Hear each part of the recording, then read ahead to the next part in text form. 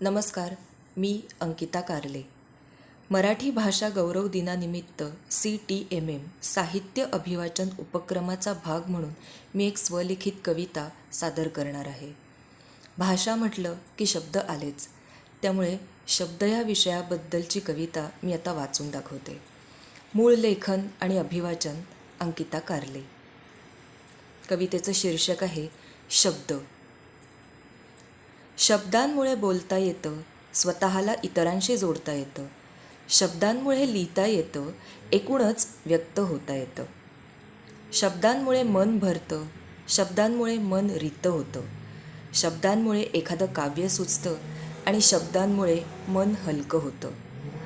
शब्दांमुळे सारं काही कळतं, शब्दांमुळे माणूस समजतो. स्वसंवाद साधताना प्रत्येकजण शब्दांमुळे स्वतःला उमगतो. शब्दांमुळे इतकं सारं होतं, तरी हल्ली शब्द का अटले आहेत?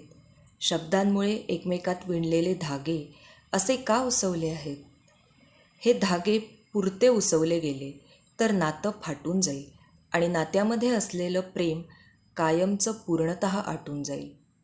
म्हणूनच असं वाटतं, शब्दांची उधळण करूया, देवाणघेवाण करत करत त्या शब्दांमध्ये रमूया.